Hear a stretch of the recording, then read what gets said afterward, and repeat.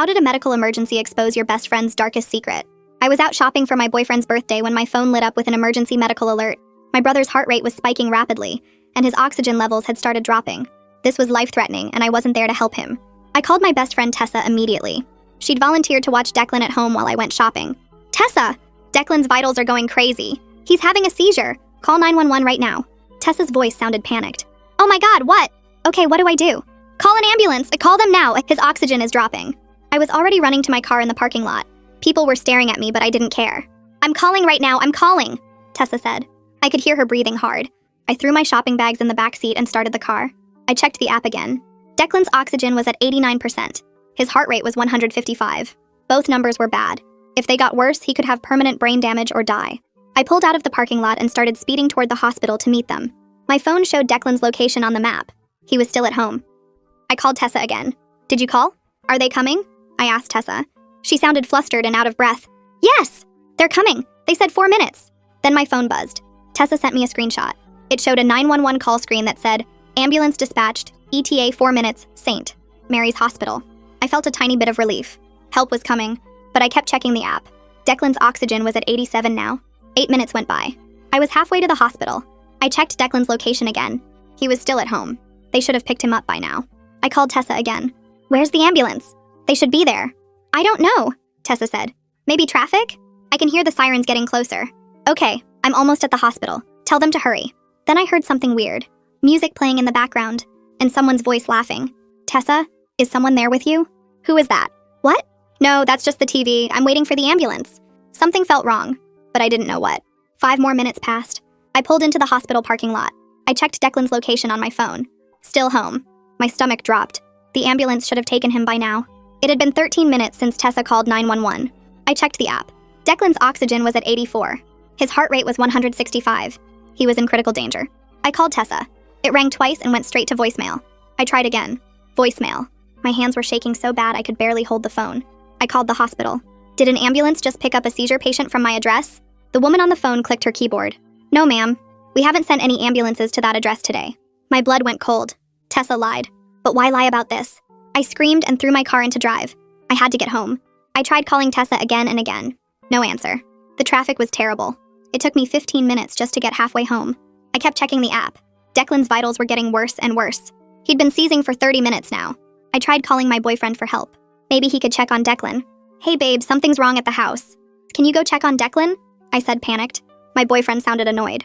I'm actually in a meeting right now. Can this wait? Then I heard it. Music. The same playlist that was playing in the background when I called Tessa. Either it was a coincidence, or he was at my house with Tessa, while my brother was dying. I hung up and drove faster. 40 minutes had passed since the first alert. I screeched into my driveway and ran inside like a maniac, praying it wasn't too late. I found Declan on the living room couch, facing away from me. His body was jerking and I could see foam coming out of his mouth even from behind him. He was still actively seizing. His medical monitor was beeping like crazy. He was minutes away from death. I dropped to my knees and called 911. My brother is having a seizure. Send an ambulance to this address now. As the operator spoke, I could hear sounds from upstairs. Moaning, the bed creaking. Tessa was upstairs doing it with someone while my brother was dying on the couch downstairs. I stayed with Declan the whole time. 2 minutes later, I heard Tessa coming downstairs, laughing like something was funny. It was obvious she hadn't noticed me running in or calling 911. She walked in through the living room doors in a robe. We made direct eye contact, and I saw a man's leg peering out from behind the door. I recognized the tattoo immediately. It was my boyfriend. Tessa and my boyfriend were having an affair and couldn't stop fondling each other long enough to make a 2-minute call to save my brother's life. I was soothing my brother while whisper screaming at her. Show me the 911 call, I said. You said you called 911. Where is it? Tessa started crying suddenly. I'll explain. I'm sure you will, I responded, grabbing my phone to make another 911 call, but not to the hospital. And not to the police either. Tessa's face went wide. The sirens were already getting louder outside. The real ambulance I'd called screaming down my street. Tessa's mouth opened and closed like she wanted to say something but couldn't find words. Jasper stepped fully into view, pulling on his shirt with shaking hands. The paramedics burst through my front door 3 seconds later, a team of 4 with equipment bags and a stretcher. I pointed at Declan without looking away from Tessa. The lead paramedic, a woman with short gray hair, dropped to her knees beside my brother and started checking his vitals immediately. Her partner got the oxygen mask on Declan's face while the other 2 prepared the stretcher. I stayed right next to Declan, holding his hand while they worked, my body positioned so I didn't have to see Tessa or Jasper standing frozen by the stairs. The gray-haired paramedic looked at her watch and then at me. She asked how long he'd been seizing. I told her 43 minutes now, maybe longer. Her face went tight and she called out numbers to her team that I didn't understand. They moved fast, getting Declan onto the stretcher with practiced efficiency. One of them started an IV line in his arm. Another one radioed the hospital with information about his condition. The gray-haired paramedic told me they needed to get him to St. Mary's immediately. That 40 minutes was dangerously long for a seizure. I nodded and grabbed my purse from where I'd dropped it. Tessa took a step forward. I held up one hand without looking at her, my eyes on Declan's pale face. The paramedics wheeled him toward the door. I followed right behind them, not saying a word to either Tessa or Jasper. Outside, they loaded Declan into the ambulance. I climbed in after him before anyone could tell me not to. The paramedic working on Declan's IV looked at me and nodded like she understood. Through the back windows, I could see Tessa running out of the house, still in that robe. She was trying to get to the ambulance. I looked right at her through the glass and mouthed one word. Don't. The ambulance doors slammed shut and we pulled away with sirens blaring. Inside, the paramedics were giving Declan medication through his IV to stop the seizure. I sat on the bench seat watching my brother's face, watching the monitors beeping around him. His body was still jerking, but less than before. The medication was working. The gray-haired paramedic told me his name was on his medical alert bracelet, asked if I was family. I said I was his sister and primary caregiver. She asked what happened, why the delay. I told her someone was supposed to call 911 40 minutes ago but didn't. She looked at me for a long second, and then went back to monitoring Declan's vitals. The ride took 7 minutes. They rushed him through the emergency department doors while I followed, my hands shaking so bad I could barely hold my purse. A nurse stopped me at the intake desk while they took Declan back. She handed me a clipboard with paperwork and asked me to fill out what I could. I sat in a plastic chair and stared at the forms. My hands were shaking too much to write clearly. The nurse came back a minute later with a cup of water. She sat down next to me and asked gently what happened. I started explaining about the medical alert, the seizure, calling my friend who was supposed to be watching him. When I got to the part about the 40-minute delay and why it happened, my voice cracked. The nurse's expression changed from sympathy to something harder. She asked if I was saying someone deliberately didn't call for help. I nodded and told her they faked a 911 call instead. She stood up and said she needed to make a note of that for the doctor. 20 minutes later, a doctor in blue scrubs came out and introduced himself as Dr. Gideon Garza. He was the neurologist on call. He told me they'd given Declan medication to stop the seizure and it had worked, but they needed to run a full workup. Brain scans to check for damage from the prolonged seizure. Blood tests to check his medication levels. He explained that 40 minutes was extremely dangerous for a seizure. We wouldn't know the full extent of potential complications for at least 24 to 48 hours. I asked what kind of complications. Dr. Garza listed them carefully. Brain injury, cognitive effects, increased seizure frequency, memory problems. I sat there taking it in while he talked. He said they were moving Declan to the ICU for close monitoring. I could see him once they got him settled. I thanked him and he walked back through the double doors. I sat in the waiting room feeling numb and exhausted. My phone started buzzing in my purse. I pulled it out and saw texts from Tessa filling my screen. I'm so sorry. Please let me explain. It's not what you think. I didn't mean for this to happen. Please talk to me. I deleted each one without reading past the first few words. More texts kept coming. I blocked her number completely. My phone rang 3 times in a row. Jasper calling. I blocked him too. The silence felt good. I sat there staring at the wall, feeling nothing but cold contempt for both of them. An hour passed. I texted my coworker Fiona that I wouldn't be at work tomorrow. Family emergency. She texted back immediately asking if I was okay, if I needed anything. I told her I was at St. Mary's Hospital. She said she was coming. I told her she didn't have to. She said she was already getting in her car. Fiona showed up 40 minutes later carrying a bag from the convenience store. She'd brought me coffee and a change of clothes, a clean shirt and pants. She sat down next to me in the waiting room without asking questions. Just sat there with me while we waited for news about Declan. Her quiet presence was the first moment of genuine support I'd felt since this nightmare started. I almost started crying from the relief of having someone actually help instead of making things worse. Fiona squeezed my hand and told me it would be okay. I nodded even though I didn't believe it. 2 hours after we'd arrived, the ER doctor came out to find me. She was a woman in her 50s with tired eyes. She told me Declan was stable but sedated.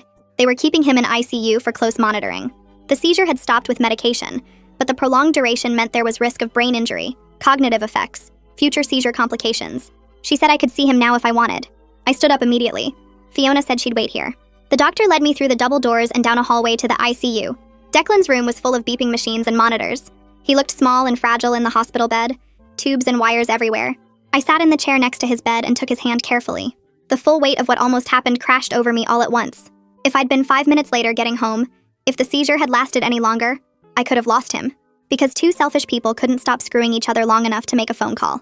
The rage that filled me was cold and focused, nothing like the panic from earlier. This was calculated fury that demanded consequences. A woman in professional clothes knocked on the doorframe. She introduced herself as a hospital social worker and asked if she could talk to me for a minute. I nodded. She came in and sat in the other chair.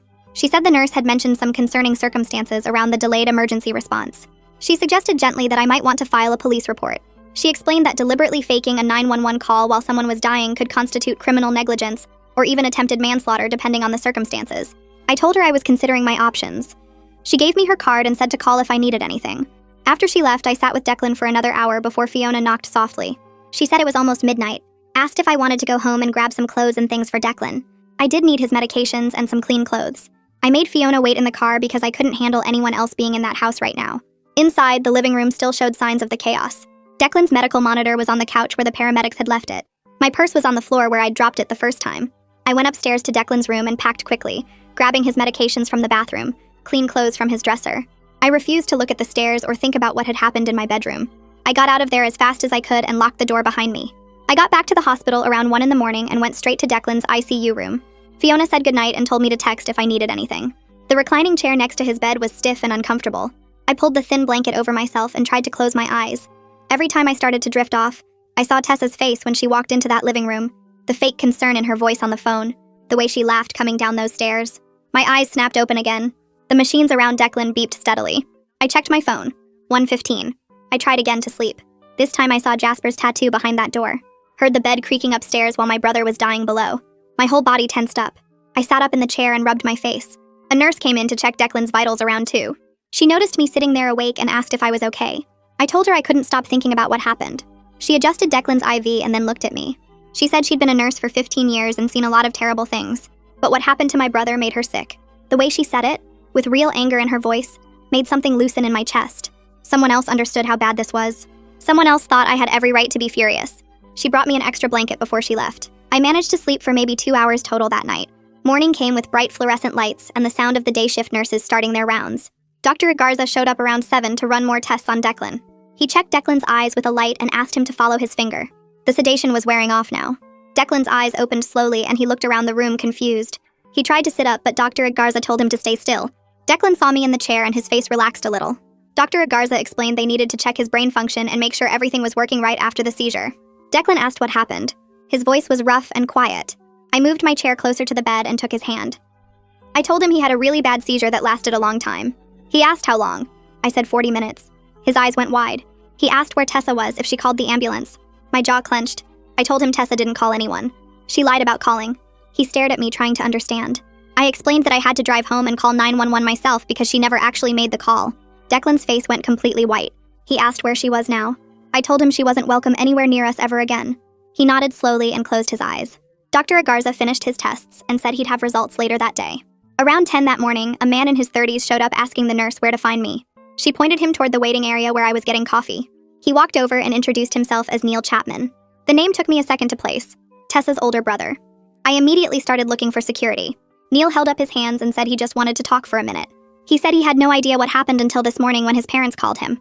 I told him I didn't want to talk to anyone from Tessa's family. Neil said he understood, but he needed to hear what actually happened because Tessa was only telling everyone her version.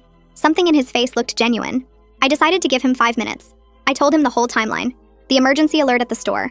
Calling Tessa, who said she'd call 911. The fake screenshot she sent me. Waiting at the hospital for an ambulance that never came. Driving home to find Declan still seizing after 40 minutes. Finding Tessa and Jasper upstairs together while my brother was dying downstairs. Neil's face changed as I talked. He looked sick. He said he'd always known his sister was selfish and made bad choices. But this was beyond anything he could have imagined. He asked if there was anything he could do to help. I looked at Neil for a long moment. I told him the only thing that would help is if Tessa faces real consequences for what she did. Not just people being mad at her. Real legal consequences. Neil nodded slowly. He said he understood and he wouldn't try to protect her from this. Then he pulled out his phone and typed something. He showed me his screen where he'd added his contact information. He said if I needed a witness to her character or past behavior, he'd be willing to talk to police or lawyers. That surprised me. Her own brother thought she deserved whatever was coming. He said Tessa had been getting away with selfish behavior their whole lives because their parents always made excuses for her. Maybe this time she'd actually have to face what she'd done. After Neil left, I added his number to my phone under Neil, Tessa's brother, witness. I filed it away as something I might need later. Having someone from her own family willing to testify against her felt like a small win. That afternoon, a woman in professional clothes showed up and asked to speak with me. She introduced herself as Alicia Takahashi and said my mom had given her my number years ago. I remembered her vaguely from some legal stuff my mom had dealt with. Alicia said she'd gotten my voicemail about needing a family attorney. We found an empty consultation room and I explained the entire situation from the beginning. Alicia took notes on a yellow legal pad while I talked. Her expression got more and more serious as I described the fake 911 call, the 40-minute delay, finding them together upstairs. When I finished, she put down her pen and looked at me directly. She said this could be criminal negligence at minimum, possibly more serious charges depending on how the DA saw it. The fake 911 call was its own separate crime. She said I should definitely file a police report to create an official record of everything. I told her I planned to. Alicia said she'd start preparing a civil case as well for medical costs and damages. She asked if I had any evidence. I showed her the screenshots from my medical alert app, the fake 911 image Tessa had sent me, my call logs showing when I tried to reach her. Alicia photographed everything with her phone. She said this was solid evidence and we had a strong case. The next morning, Dr. Garza came in with test results from Declan's second day of exams. He sat down in the chair next to the bed and pulled out some papers with brain scan images. He pointed to areas that showed slightly unusual activity patterns. He explained that Declan's brain was showing some concerning results. The prolonged seizure had caused damage that might lead to long-term effects. Declan might have memory problems, more frequent seizures, or trouble with thinking and processing information. It was too early to know exactly how bad it would be. They'd need to monitor him for weeks or months to understand the full extent. I sat there listening to Dr. Garza list all these possible problems. Each one felt like another item to add to the list of things Tessa and Jasper would answer for. My resolve got harder and colder. They didn't just risk killing him. They actually caused permanent damage that would affect the rest of his life. Dr. Garza said they'd start Declan on stronger medications and schedule regular follow-up appointments. I asked if this would have happened if the seizure had been stopped sooner. Dr. Garza hesitated and then said probably not. Most of this damage was directly related to how long the seizure lasted. Later that day, a detective from the police department showed up to take my report. She was a woman in her 40s with short gray hair and a calm way of speaking. She sat across from me in the consultation room and pulled out a recording device. She asked if I minded being recorded and I said no. Then she told me to start from the beginning and tell her everything. I went through the whole timeline again without her interrupting once. When I finished, she started asking specific questions. What time did I get the first alert? What time did I call Tessa? What time did Tessa send the fake screenshot? What time did I arrive home? How long had Declan been seizing when the real paramedics arrived? I answered every question and showed her all my evidence. The medical alert app screenshots showing the timeline. My call logs proving when I tried to reach Tessa. The hospital records documenting that Declan had been seizing for over 40 minutes. The detective looked through everything carefully. She said this was definitely worth investigating and asked if I was willing to provide a formal statement. I told her absolutely. She said she'd be in touch and would probably need to interview Declan once he was feeling better. 2 days later, I was in the hospital cafeteria getting lunch when Tessa appeared out of nowhere. I don't know how she got past security. She walked right up to my table and started talking. She said my name and that she needed to explain. I cut her off immediately. I told her the only conversation we were having was through lawyers and police. If she came near me or Declan again, I'd file for a restraining order. Tessa's face crumpled and she started crying. She said I was being unreasonable, that she made a mistake, that she panicked. I stood up and picked up my tray. I told her she didn't panic. She deliberately sent me a fake screenshot and then went upstairs to sleep with my boyfriend while my brother was dying. Then I walked away while she was still talking. I felt absolutely nothing watching her cry. No sympathy, no guilt, just disgust that she thought tears would fix what she'd done. That same evening, I checked my email and found a long message from Jasper. The subject line said, "Please read this." I almost deleted it without opening, but decided I should see what he had to say. The email was 3 paragraphs of excuses. He claimed they panicked when Declan started seizing, that they made a mistake in the moment, that they never meant for anyone to get hurt, that he hoped I could understand they were just scared and didn't know what to do. I read it twice. Then I forwarded the entire email to both Alicia and the detective without writing any response to Jasper. His words were just evidence that he knew what they'd done was wrong. Alicia had told me that trying to explain and minimize their actions showed consciousness of guilt. The fact that Jasper was already making excuses and asking for understanding told me everything about his character. He wasn't actually sorry. He just didn't want to face consequences. Around 7 that night, Fiona showed up with takeout containers from the Thai place near our office. She'd brought pad Thai and spring rolls. We sat in Declan's room eating while he slept. Fiona asked me directly what I was planning to do about Tessa and Jasper. I told her honestly that I was still deciding between just legal action or something more personal. Fiona didn't look shocked or try to talk me out of anything. She just nodded and said whatever I chose, she had my back if I needed help. Having someone in my corner who wasn't trying to push forgiveness or mercy felt incredibly good. Most people would have told me to let it go or move on, or not let anger consume me. Fiona understood that some things don't deserve forgiveness. Some betrayals are permanent. She finished her food and told me she'd cover for me at work as long as I needed. Then she hugged me and left. I sat there in the quiet hospital room feeling grateful that at least one person in my life actually showed up when it mattered. The next morning, a nurse came in and told me they were moving Declan to a regular room on the 3rd floor. Good news, she said, because it meant he was stable enough to leave intensive care. I helped gather his things while the transport team got him ready, and we rode the elevator up together. The new room had a window and felt less like a medical emergency zone, which should have been comforting. But when the nurses finished setting up his monitors and left us alone, Declan grabbed my hand and wouldn't let go. He asked me to promise I wouldn't leave him with anyone else ever again. Just me taking care of him from now on. No one else could be trusted. I heard the fear in his voice and realized Tessa's betrayal had broken something in him that would take a long time to fix. He kept asking if I was sure no one else would watch him, if I was absolutely certain I'd be there if something happened. I promised him over and over, but I could see the trauma in his eyes every time he asked. Around noon, Dr. Garza came in with a tablet and pulled up a chair next to the bed. He went through Declan's discharge plan in detail, explaining that his seizure risk was now higher than before the incident. The 40-minute seizure had changed things permanently. Declan would need more frequent monitoring, stronger medications, and follow-up appointments every 2 weeks instead of monthly. Dr. De Garza listed the new prescriptions and their costs, the additional testing required, the specialist consultations we'd need to schedule. I did the math in my head while he talked. The new medications alone would cost hundreds more per month. The extra appointments meant more copays and time off work. The additional monitoring equipment we'd need at home wasn't cheap either. Every number added up to thousands of dollars we wouldn't be spending if Tessa had just made one phone call. I grabbed my phone and started making notes of every single cost Dr. Garza mentioned. Alicia would need these figures for the civil lawsuit she was already preparing. That afternoon, my phone rang with a number I didn't recognize. I answered and heard the detective's voice. She told me she'd interviewed Tessa and Jasper separately yesterday, and their stories didn't match up in several key places. Tessa claimed she thought she'd actually called 911, that she panicked and got confused about whether she'd really done it. Jasper insisted Tessa told him the ambulance was coming, so he assumed everything was handled. Each of them was trying to shift the blame to the other person. The detective said their willingness to throw each other under the bus was helping build a stronger case for criminal charges. I should have felt satisfied hearing this, but mostly I just felt disgusted. They'd been so wrapped up in each other that my brother almost died, and now they couldn't even take responsibility without blaming their partner in negligence. The detective told me she'd be forwarding her report to the district attorney's office soon, and I thanked her for the update. That night, after Declan finally fell asleep around 10, I pulled out my laptop and started researching. I looked up criminal negligence laws in our state, reading through case summaries and legal definitions. I learned that what Tessa and Jasper did could potentially be charged as reckless endangerment, which carried jail time. The fake 911 call was its own separate crime called filing a false police report. I moved on to civil liability next, reading about personal injury lawsuits and damages.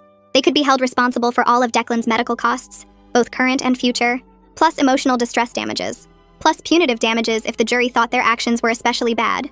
The numbers could easily reach 6 figures. I made detailed notes about everything I learned, organizing the information into categories for criminal versus civil consequences. Having multiple paths to make them pay made me feel less helpless, more in control of what happened next. I wasn't just a victim of their betrayal anymore. I was someone taking action to ensure they faced every possible consequence. Around midnight, my phone buzzed with a text from Neil. He said Tessa had been staying at his place and was falling apart over what happened. He asked if there was any chance I'd be willing to hear her out, to let her explain and apologize. I stared at the message for a few seconds, then typed one word back: number. His response came immediately saying he understood and he was sorry for asking. At least someone in her family had basic sense about boundaries and consequences. I appreciated that Neil wasn't trying to pressure me or defend his sister's actions. 2 days later, Alicia called to tell me she'd filed the civil lawsuit against both Tessa and Jasper. The papers detailed everything they'd done and exactly what it had cost us. She'd had them served that morning at their homes. Alicia said their reactions to being served would tell us a lot about how seriously they were taking this situation. If they lawyered up immediately, they understood the trouble they were in. If they tried to handle it themselves or ignored it, they were about to learn a very expensive lesson. I told her I hoped they underestimated the situation, because watching them realize they were in real trouble would be deeply satisfying. Declan was finally discharged on the 5th day with a thick stack of instructions and prescriptions. The pharmacy bill alone was over $300 even with our insurance. I loaded him into my car carefully, drove him home to our house, and helped him walk inside. While we'd been gone, I'd paid a locksmith to change all the locks. New keys, new deadbolts, everything secure. I helped Declan settle into his room, and he immediately asked if Tessa or Jasper might try to come here. I promised him they wouldn't get past the front door, that I'd made absolutely sure of that. The next morning, the detective called again. She told me the district attorney was reviewing the case for possible criminal charges of reckless endangerment and filing a false police report. The false 911 call was particularly serious because it was a crime all by itself, separate from the negligence that came after. She explained the DA would make a decision within 2 weeks, and I should prepare to testify if charges were filed. I told her I was absolutely ready to do whatever was needed. Later that day, Fiona came over to help me set up a new routine for Declan's care. We programmed multiple trusted numbers into his medical alert system, tested all the equipment thoroughly, and created written protocols for different emergency scenarios. We made laminated cards with instructions for what to do if he had a seizure, who to call, what information to give the paramedics. The level of preparation required now, because I couldn't trust anyone the way I'd trusted Tessa, felt like another cost of her betrayal. Every backup system we created was a reminder that she'd destroyed my ability to rely on other people. That evening, Alicia called with an update. Jasper's parents had contacted her offering to pay all of Declan's medical bills if I dropped the civil suit. I actually laughed when she told me. They clearly didn't understand the situation at all. This wasn't about money. It was about consequences and accountability and making sure they understood the magnitude of what they'd done. I told Alicia to reject the offer immediately and proceed with the lawsuit exactly as planned. The follow-up appointment with Gideon happened 2 weeks after Declan came home. I drove him to the medical center and we sat in the waiting room while he picked at his fingernails, a nervous habit he'd developed since the seizure. The nurse called us back and took his vitals. Then Gideon came in with a tablet showing brain scan results. He pulled up a chair and explained the images, pointing to areas that showed abnormal activity patterns. The damage from the prolonged seizure was permanent. Declan would need stronger anti-seizure medications for the rest of his life, more frequent checkups every month instead of every 3 months, and he might experience cognitive effects like memory problems or difficulty concentrating. Gideon walked through the new medication schedule and the warning signs we needed to watch for. Declan's face went pale as he listened, and I reached over to squeeze his hand. I promised him we'd handle whatever came, that we'd adjust and manage everything together. But inside, I was adding this permanent damage to my mental list of things Tessa and Jasper would answer for. Every pill Declan would take for the rest of his life, every doctor visit, every cognitive struggle, all of it traced back to 40 minutes of their selfishness. Gideon gave us the new prescriptions and scheduled the next appointment before we left. 3 days later, I was leaving work at the end of my shift when I spotted Tessa standing near my car in the parking lot. My stomach dropped. She had no reason to be at my workplace. No legitimate business here at all. I kept walking toward my car and she stepped forward, hands up like she was approaching a wild animal. She started talking about needing just 5 minutes to explain, to make me understand what happened. I stopped about 10 feet away and told her she'd violated the no-contact order Alicia had sent. If she approached me again, I was calling the police for harassment. Her face crumpled and she started shouting that I was being unreasonable and cruel, that it was an accident, that she never meant for anyone to get hurt. I turned and walked to my car while she was still yelling, unlocked it, got in, and drove away. In my rearview mirror, I could see her standing there in the parking lot, arms wrapped around herself. I felt absolutely zero sympathy for her distress. She'd made her choices and now she got to live with the consequences of those choices. I called Alicia on my way home to report the violation, and she said she'd file documentation with the court. The next morning, my phone rang with a number I didn't recognize. I almost didn't answer, but something made me pick up. It was someone from the district attorney's office calling to schedule a meeting about the criminal case. I took a day off work and drove downtown to the DA's office the following week. The prosecutor handling the case was a sharp woman in her 40s with short hair and glasses, sitting behind a desk covered in case files. She shook my hand and got straight to business, explaining they were planning to charge both Tessa and Jasper with reckless endangerment and filing a false police report.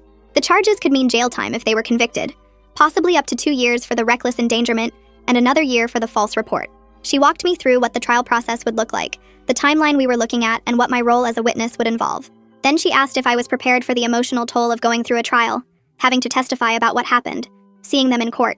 I looked her straight in the eye and told her I was prepared to do whatever it took to see this through. She nodded and made a note in her file, then said she'd be in touch as the case progressed. That evening, my phone buzzed with a text from Neil. He apologized for Tessa showing up at my work, said he'd told her to leave me alone but she wasn't listening to anyone right now. Then he added that she'd been fired from her job for missing too many days while dealing with her guilt. I sat on my couch reading that text and felt a grim satisfaction settle in my chest. Consequences were starting to pile up for her. She'd lost her best friend. Her relationship with Jasper had apparently fallen apart based on what Neil had mentioned before, and now her job was gone too.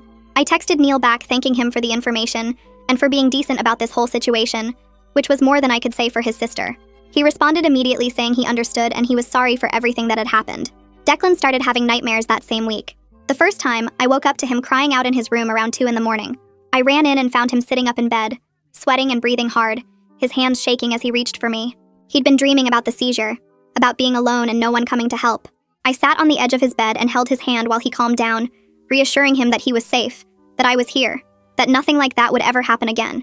But I could see the psychological damage this had caused beyond just the physical effects. His trust had been broken in a fundamental way. He'd believed Tessa was calling for help, had believed she cared about him, and instead she'd been upstairs with Jasper while he was dying. The nightmares continued for weeks, sometimes multiple times in one night. I'd sit with him during each episode, promising him over and over that I wouldn't leave him, that he was safe now. The knowledge that Tessa's selfishness hadn't just risked his life, but had also traumatized him this deeply, made my determination to see her punished grow even stronger. 2 weeks after the DA meeting, Alicia called with news about the civil suit. Jasper's lawyer had contacted her with a settlement proposal. They'd pay $50,000 if I agreed to drop the suit and sign a non-disclosure agreement. Alicia explained it was actually a reasonable offer considering the costs and time involved in going to trial. The legal fees alone would eat up a chunk of any judgment, and there was always risk involved in letting a jury decide. But I rejected the offer immediately. This wasn't about getting their money and staying quiet. I wanted a public record of what they'd done. I wanted a judgment against them that would follow them for years, that would show up on background checks and credit reports. I wanted everyone who ever looked into their history to know exactly what kind of people they were. Alicia said she understood and would inform Jasper's lawyer that we were proceeding to trial as planned. The preliminary hearing for the criminal charges happened 2 months after the incident. I took another day off work and drove to the courthouse, going through security and finding the right courtroom. Tessa and Jasper sat at separate tables with their lawyers, not looking at each other. The prosecutor presented the charges formally, and the judge asked how they pleaded. Both said not guilty, which I'd expected. Their lawyers would try to minimize what happened, to make it sound like a mistake or an accident instead of criminal negligence. The judge set a trial date for 3 months out and went over the conditions of their release, including the no-contact orders. I sat in the gallery watching them stand before the judge and answer questions, watching them have to acknowledge the charges against them in open court. It was the first real sense of justice beginning to happen. They couldn't pretend anymore that this was just a private matter between friends. The legal system had recognized that what they did was criminal, and now they'd have to answer for it. 6 weeks after the first seizure, Declan had another one. I was in the kitchen making dinner when his medical monitor started beeping. I ran to his room and found him on his bed, body jerking, foam at his mouth. My hands were shaking as I called 911, trying not to panic, trying to stay calm and give them the information they needed. The paramedics arrived in 4 minutes this time. They got the seizure stopped with medication, and it only lasted 8 minutes total before they had it under control. They took him to the hospital for observation, and Gideon met us there to run tests. He explained that the increased frequency was likely a direct result of the damage from the prolonged seizure. The 40 minutes of seizing had changed Declan's brain chemistry in ways that made future seizures more likely and harder to control. Every new complication felt like fresh evidence of what Tessa and Jasper's negligence had cost us. The medical bills kept piling up, the medications kept getting more expensive, and Declan's quality of life kept getting worse. All because 2 people couldn't stop having sex long enough to make a phone call. I started seeing a therapist the following week. Not because I wanted to forgive Tessa and Jasper, but because I needed to function while pursuing justice against them. The anger was eating at me in ways that were starting to affect my sleep and my work. The therapist was a woman in her 50s who specialized in trauma and betrayal. She listened to the whole story without interrupting, then helped me understand that my rage was justified and healthy, as long as I channeled it into something productive, rather than letting it consume me. She validated that some betrayals are unforgivable, that choosing not to forgive doesn't make me bitter or damaged. It makes me someone with appropriate boundaries who understands that actions have consequences. Not everyone deserves forgiveness, and that's okay. I could be angry and still move forward with my life. I could pursue justice and still take care of myself and Declan. The 2 things weren't mutually exclusive. 3 weeks later, Alicia called to tell me Tessa's lawyer had filed a motion to dismiss the criminal charges. I had to sit through a hearing where they argued that panic and poor judgment don't rise to the level of criminal negligence. Tessa's lawyer stood up and talked about how she was scared and confused, how she made a mistake in a moment of crisis, how she never intended for anyone to be hurt. He made it sound like she was the victim, like she'd suffered enough already. I sat in the gallery with my hands clenched in my lap, listening to him try to minimize what happened. Then the prosecutor stood up and walked the judge through the timeline. She showed the fake screenshot Tessa had sent me, the call logs proving she never dialed 911, the medical records documenting 40 minutes of seizing. She argued that deliberately creating a fake 911 call while someone is dying goes well beyond poor judgment into criminal territory. This wasn't panic or confusion. This was a conscious choice to lie and deceive while my brother was having a medical emergency. The judge listened to both sides, then denied the motion. He stated clearly that the evidence showed deliberate deception during a life-threatening emergency, and that absolutely constituted criminal negligence worthy of trial. Watching Tessa's face when the judge ruled against her was deeply satisfying. She'd thought she could get away with it, thought she could minimize and excuse her way out of consequences. But the legal system wasn't buying it. 2 weeks after that hearing, Fiona called me during lunch break at work. She sounded kind of shaken up, which was weird because Fiona never got rattled by anything.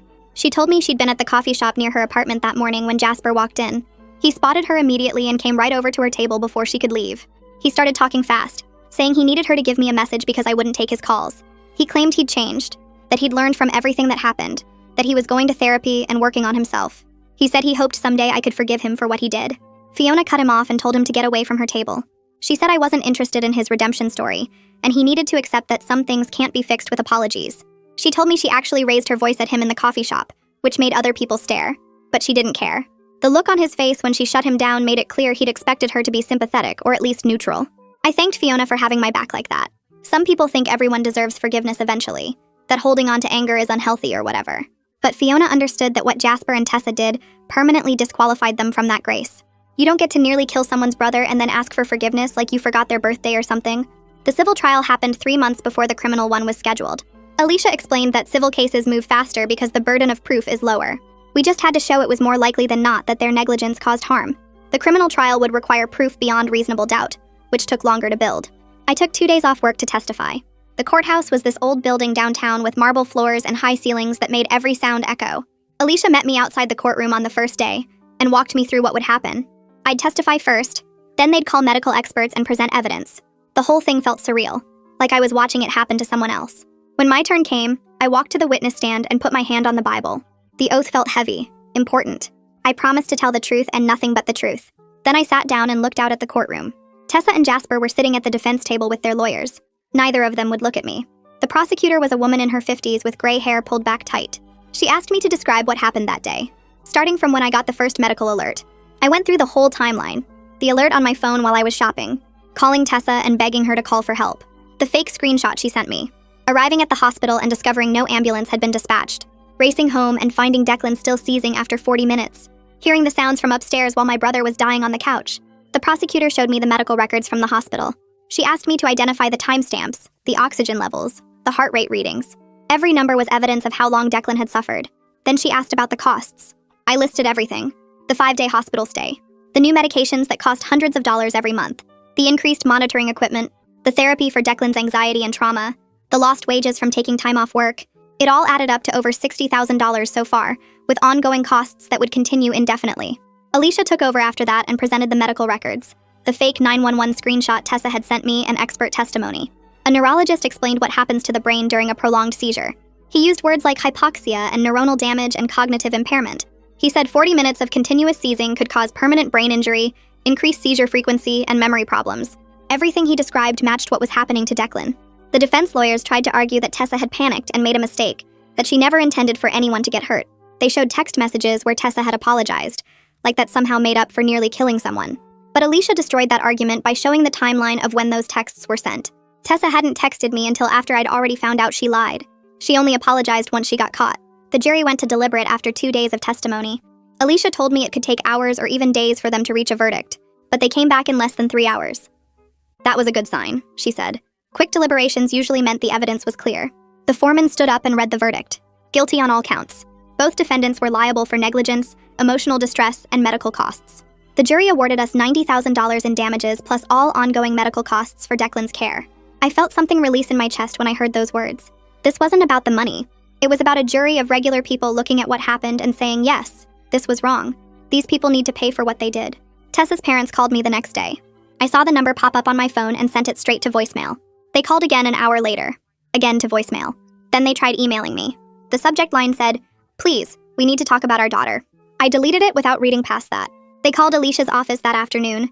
Her secretary told them Alicia wasn't available, but they insisted it was urgent. They finally got through to her and asked if there was any way to work something out about the criminal trial. They wanted to know if I'd consider asking the prosecutor to reduce the charges or accept a plea deal. Maybe Tessa could do community service instead of jail time. Maybe she could pay a fine. They were willing to pay more money if that would help. Alicia called me right after she got off the phone with them. She said they sounded desperate, like they were trying anything to protect their daughter from real consequences. I told Alicia to make it absolutely clear that I had zero interest in plea deals or reduced charges. I wanted Tessa and Jasper to face the full weight of what they'd done. The criminal trial would proceed exactly as planned, and I would testify again if needed. Their daughter nearly killed my brother because she couldn't stop having sex long enough to make a phone call. No amount of money or begging from her parents would change that. Alicia said she'd handle all future communication with them and would tell them not to contact me directly again. After she hung up, I sat there thinking about how their desperation to shield Tessa from accountability just proved I was doing the right thing. They wanted to protect her from consequences, but consequences were exactly what she needed to face. The criminal trial started 4 months after the incident. By then it was deep into fall and the weather had turned cold. I took a whole week off work this time because Alicia said the trial would take at least 3 or 4 days. The courtroom was packed on the first day. I recognized some people from the civil trial, plus reporters who were covering the case now that criminal charges were involved. The prosecutor was a different woman this time, younger but just as sharp. She laid out the charges in her opening statement: reckless endangerment and filing a false police report. She told the jury they would hear testimony about a 40-minute seizure that could have been stopped in minutes if someone had just called for help. She said they would see evidence of a fake 911 call created to deceive someone while their brother was dying. She promised to prove beyond reasonable doubt that both defendants knowingly and deliberately chose not to help, and that choice nearly cost a life. I testified again on day 2. This time the questions were more detailed, more focused on what I knew and when I knew it. The prosecutor walked me through every phone call, every text message, every moment of that nightmare. She asked me to describe finding Declan on the couch, his body jerking, foam coming from his mouth. She asked me what I heard from upstairs while I was trying to help him. I told the truth about the moaning, the bed creaking, the sounds of two people who couldn't stop what they were doing even for a medical emergency. Several jurors looked disgusted. Tessa's lawyer tried to make me seem unreliable on cross-examination. He asked if I was sure about the timeline, if maybe I'd gotten confused in the panic. But I had the medical app records showing every alert, every vital sign, every minute that passed. The evidence backed up everything I said. Then the medical experts testified. The same neurologist from the civil trial explained the brain damage again. He brought scans of Declan's brain, showed the jury exactly where the damage occurred. He said the first 10 minutes of a seizure are critical. After that, every additional minute increases the risk of permanent harm. 40 minutes was catastrophic. Another expert testified about seizure protocols and emergency response. She said the standard response time for a medical emergency like this should be under 5 minutes from call to arrival. If Tessa had called 911 when I first asked her to, paramedics would have reached Declan within minutes. The seizure would have been stopped before serious damage occurred.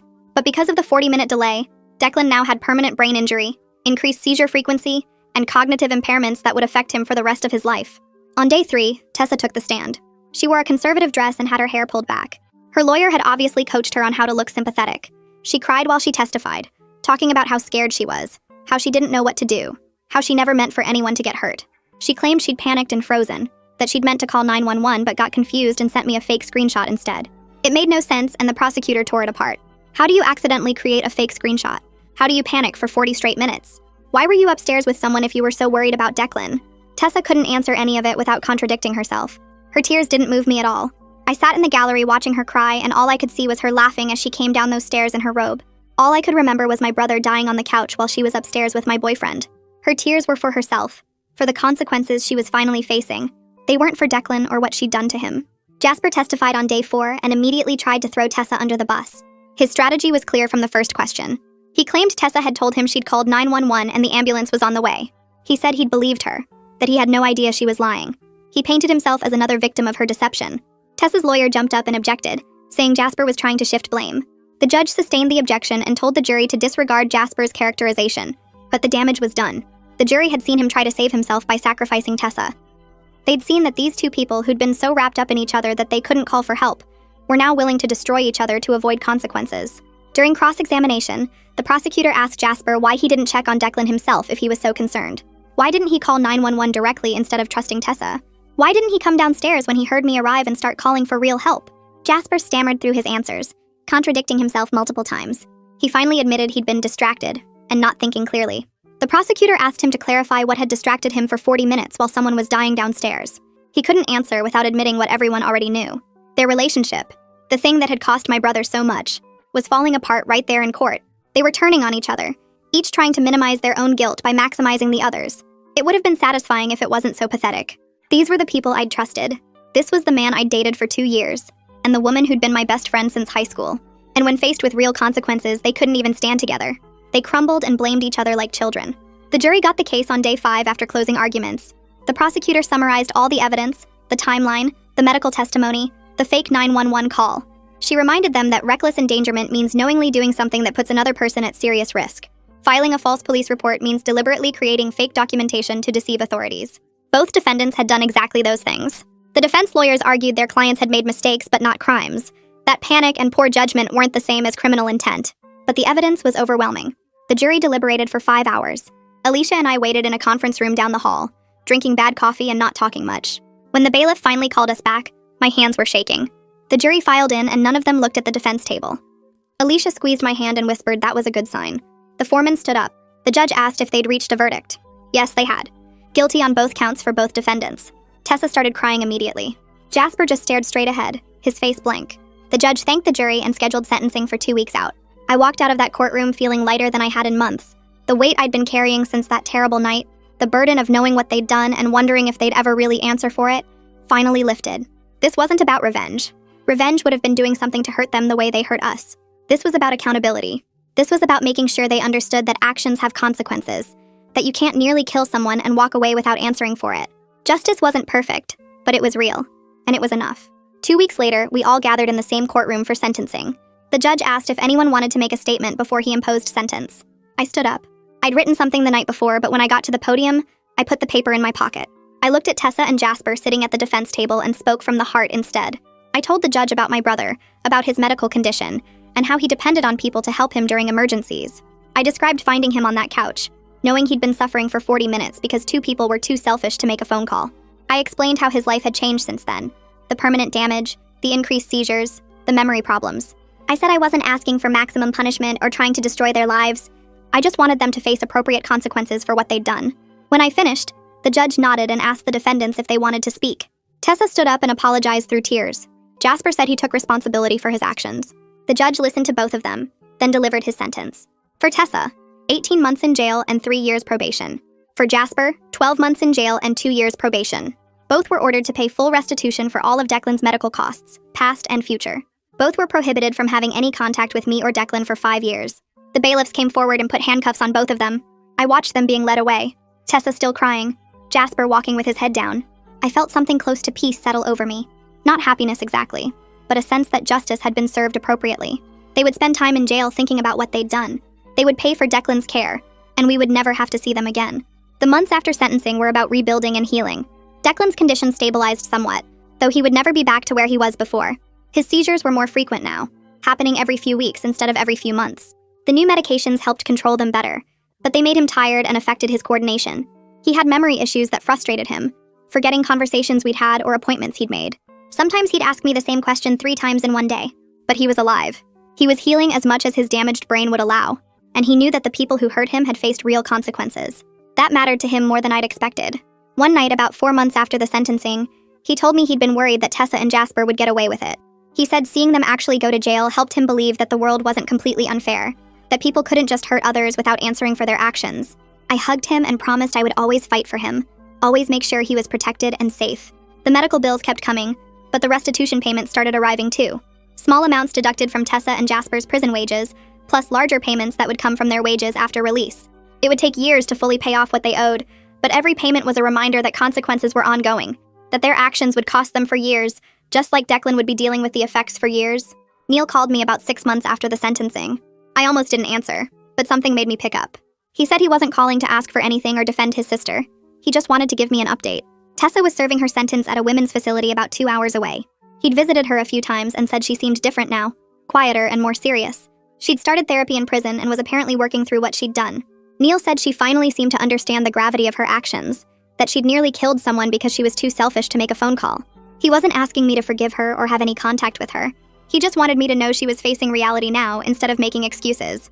I thanked him for the update and told him honestly that I had no interest in Tessa's rehabilitation or redemption. That was between her and whatever conscience she might develop. What mattered to me was that she'd faced consequences and would continue facing them for years. If she grew from that experience, fine. If she didn't, that wasn't my problem. Neil said he understood and respected that. He told me he was sorry for what his sister did and hoped Declan was doing okay. Then he hung up. I stood there holding the phone for a minute, thinking about how some people can surprise you. Neil had no obligation to keep me updated or apologize for his sister, but he did it anyway, because he understood that accountability mattered. Fiona came over for dinner one night about 7 months after everything ended. We'd gotten closer through the whole ordeal, and she'd become one of my most trusted friends. Over pizza and beer, she told me she was impressed by how I'd handled everything. She said a lot of people would have wanted revenge, would have tried to hurt Tessa and Jasper the way they'd hurt us, but I'd chosen the harder path of legal accountability instead, pursuing justice through the system rather than taking matters into my own hands. I told her honestly that there were moments I'd wanted revenge, moments when I fantasized about making them suffer the way Declan had suffered. But I'd chosen differently because I wanted to be able to look at myself in the mirror, wanted to maintain my integrity even while pursuing consequences. Legal accountability felt right in a way that revenge never would have. It meant other people, objective people like judges and juries, had looked at what happened and agreed it was wrong. It meant there was a public record of their actions and the consequences they faced. It meant I hadn't become the kind of person who hurts others, even when I had every reason to want to. Fiona raised her beer and toasted to justice and integrity. We clinked bottles and drank, and I felt grateful for friends like her who understood that doing the right thing isn't always easy or satisfying, but it's still worth doing. 2 months after the trial ended, I put the house on the market. Walking through those rooms felt wrong now, like the walls still held the memory of Declan seizing on the couch while Tessa and Jasper were upstairs. Every corner reminded me of that night. The real estate agent said the market was good and we'd probably sell fast, which turned out to be true. 3 weeks later, a young couple made an offer and we accepted. I spent the next month packing up our entire lives, sorting through what to keep and what to throw away. Declan helped when he felt up to it, but mostly he stayed in his room avoiding the memories too. The day we moved out, I didn't look back at the house. I just locked the door for the last time and drove away. Our new place was smaller, a 2-bedroom apartment across town in a quiet neighborhood. No history here, no bad memories soaked into the carpet. Declan picked the bedroom with better light, and I helped him set up his medical equipment in the corner. The first night in the new place, he slept through without waking up scared. That alone made the move worth it. We spent the next few weeks making the apartment feel like home, hanging pictures and arranging furniture until it stopped feeling temporary. Dr. Agarza scheduled a follow-up appointment 6 weeks after we moved. I drove Declan to the medical center and we sat in the waiting room flipping through old magazines until they called us back. Garza reviewed all of Declan's recent test results on his computer screen, clicking through charts and scans while we waited. He turned to face us and explained that Declan's condition was as stable as it was going to get. The seizures were managed with the current medication, happening about once every 6 weeks instead of the daily episodes he'd had right after the 40-minute seizure. The cognitive issues had plateaued, meaning they weren't getting worse, but they also weren't going away. Declan would always have some memory problems and slower processing speed compared to before. Garza said this was survival and stability, which mattered more than perfect recovery. He adjusted one of the medications slightly and scheduled another appointment for 3 months out. In the car afterward, Declan asked me if I was disappointed that he wasn't back to normal. I told him I was grateful he was alive and that we'd made it through the worst. He nodded and looked out the window. I meant what I said, but part of me would always be angry about what was taken from us by two people who couldn't stop screwing each other long enough to make a phone call. The first restitution payment arrived in my bank account on a Tuesday morning 2 months after sentencing. I checked my phone and saw the deposit notification. $73 from Tessa Moss. Another notification came through right after. $56 from Jasper Lane. These tiny amounts were being garnished from whatever jobs they'd managed to get, probably minimum wage positions since their criminal records made better employment hard to find. I did the math in my head. At this rate, it would take them over 10 years to pay off the full judgment. Every month for the next decade, these small deposits would show up as a reminder that consequences were ongoing. Their actions kept costing them, just like Declan kept dealing with seizures and memory problems. I showed Declan the bank notifications, and he stared at the numbers for a long time. He said it felt weird that money could somehow make up for what happened, but I explained it wasn't about the money making things right. It was about them paying a price that lasted, about accountability that didn't end when they walked out of jail. He understood that. We both understood that some debts take years to pay off. I started volunteering with a medical advocacy group called Safe Response Network 3 months after we moved. They helped families create emergency plans and navigate medical crises. I attended a training session where they taught us about backup systems, emergency protocols, and how to identify reliable caregivers. Everything I'd learned the hard way, they were teaching to others so they wouldn't have to learn it through trauma. My first assignment was helping a mom whose son had epilepsy set up a monitoring system with multiple emergency contacts. I walked her through testing every number, creating written protocols for different scenarios, and making sure no single person was responsible for life or death decisions. She thanked me about 5 times and said she felt so much safer knowing she had backup plans.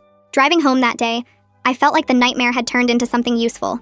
I couldn't undo what happened to us, but I could help other families avoid it. Declan said he was proud of me when I told him about the volunteer work. That meant everything. His opinion mattered more than anyone else's because he was the one who'd almost died. A journalist from some medical safety website contacted me 4 months after the trial. She sent an email explaining she was writing a story about medical negligence and betrayal, and she'd found the public court records from our case. She wanted to interview me about what happened and how the legal system responded. I read her email twice and then deleted it. Our story wasn't entertainment for strangers clicking through articles over their morning coffee. What happened to us was private, painful, and already part of the public record through the trial documents. Anyone who wanted to know the facts could read the court transcripts. I didn't need to relive the worst night of my life for an audience of people who'd forget about it by the next day.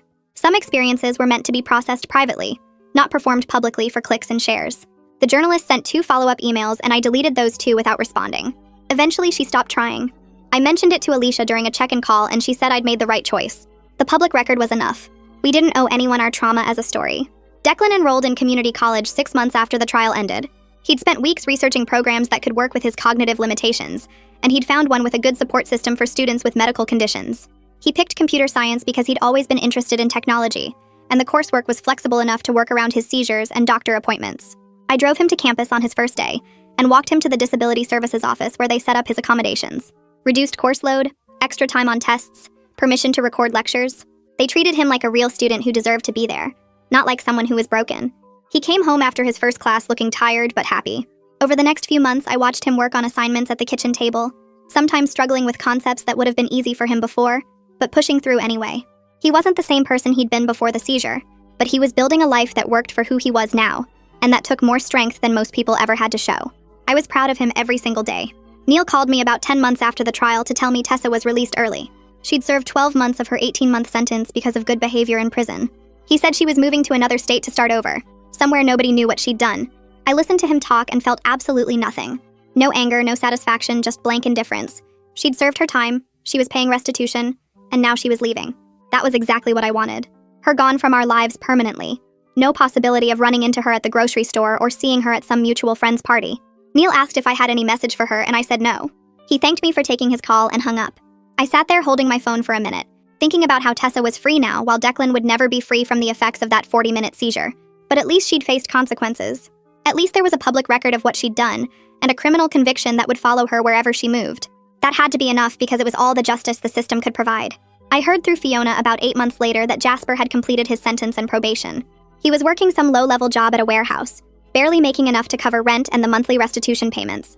Fiona had run into someone who knew him, and they'd mentioned he was struggling. She told me this while we were having coffee and watched my face to see how I'd react. I felt no guilt about his struggles. He'd made a choice to ignore my dying brother so he could have sex with my best friend. These were simply the natural consequences of that choice playing out over time. His financial problems, his criminal record, his difficulty finding decent work. All of it traced back to decisions he'd made that night. I told Fiona I didn't feel bad for him at all, and she nodded like she'd expected that answer. Some people thought everyone deserved sympathy and second chances, but I wasn't one of those people anymore.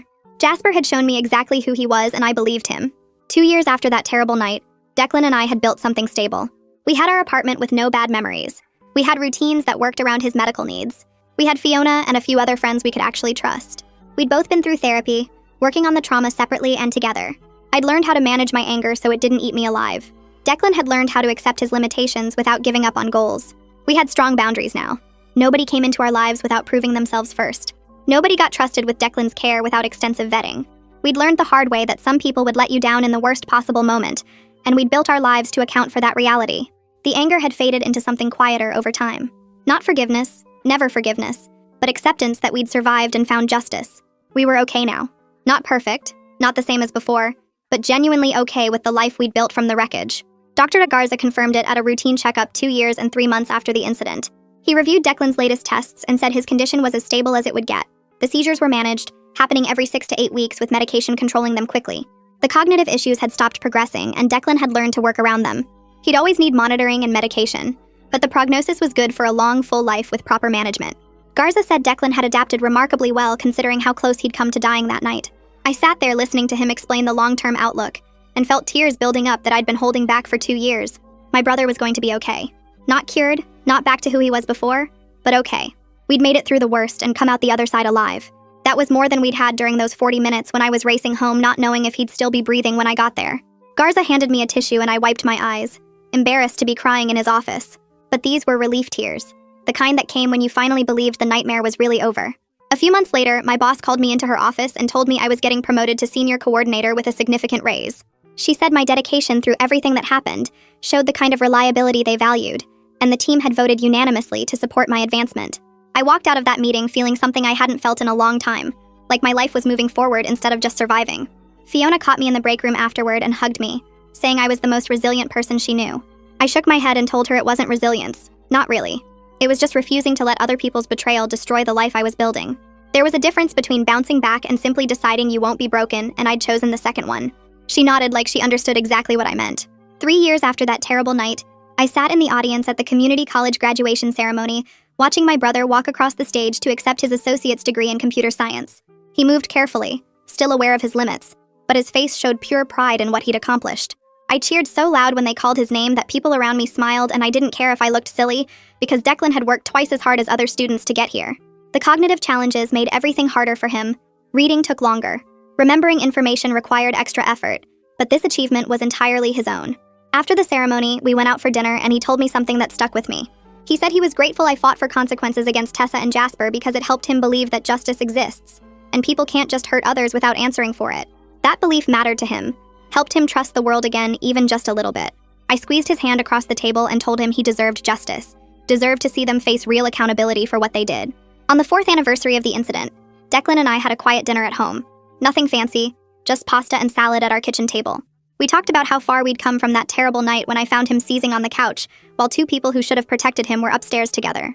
We discussed the life we'd built, the apartment with no bad memories, the routines that kept him safe, the friends we could actually trust like Fiona. We acknowledged the justice we'd achieved through the legal system, watching Tessa and Jasper face criminal charges and civil liability for their choices. Neither of us had forgiven them, and we didn't plan to. Some betrayals are permanent, and that's okay. We'd healed in the ways that matter without requiring forgiveness to move forward, without pretending what they did was something we could just get over. I looked at my brother now, healthy and educated and building his own life, and felt deep gratitude that I got home in time that day. The 40 minutes didn't cost us everything, though they cost us plenty. We lost things we can't get back. Declan's perfect health, my ability to trust easily, the innocence of believing people will do the right thing in emergencies. But we gained clarity about who deserves our trust and what real accountability looks like. Our lives are good now, built on stronger foundations than before, with better boundaries and more careful choices about who we let close. We're both genuinely happy with the future we're creating together, and that happiness feels earned, not given, which makes it mean something real.